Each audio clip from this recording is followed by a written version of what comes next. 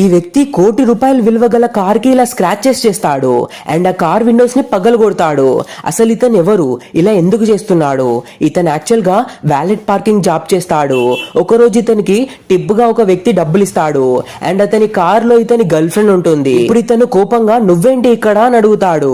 అప్పుడు ఆ car owner అతన్ని కొట్టి ఆ అమ్మాయిని దగ్గరికి తీసుకుంటాడు అండ్ ఈ లేడీ డబ్బు కోసం అతనితో బ్రోకప్ చేసుకొని రిచ్ పర్సన్ తో వెళ్లిపోతుంది.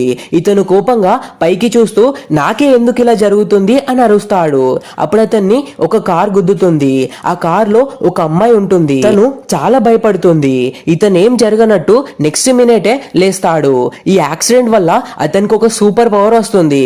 అతని దగ్గర ఉన్న బ్యాంక్ కార్డ్ తో ఎవరికైనా డబ్బు పంపిస్తే ఆ డబ్బు 100 రెట్లుగా తిరిగి వస్తుంది.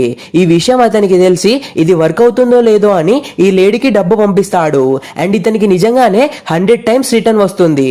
ఇప్పుడు ఇతను చాలా రిచ్, కార్ కొందామని షోరూమ్ కి వెళ్తాడు.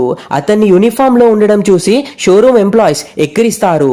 కానీ అతను తన బ్యాంక్ బ్యాలెన్స్ చూపించగానే వాళ్ళు ట్రీట్ చేసే పద్ధతే మారిపోతుంది. అప్పుడే ఆ షోరూమ్ కి తన ఎక్స్ గర్ల్ ఫ్రెండ్ తన బాయ్ ఫ్రెండ్ తో వస్తుంది. వాళ్ళు ఇతన్ని అవమానిస్తారు.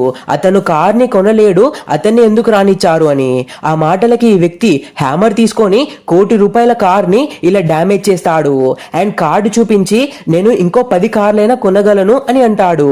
దాంతో తన ఎక్స్ గర్ల్ ఫ్రెండ్ మళ్ళీ ఇతని దగ్గరికి వస్తుంది అండ్ అతను డైరెక్ట్ గా మొహం మీదనే నో అని చెప్పేస్తాడు. అండ్ షోరూమ్ లో ఉన్న అమ్మాయిలందరూ నన్ను పెళ్లి చేసుకో అంటే నన్ను పెళ్లి చేసుకోమని మీదికి వస్తారు.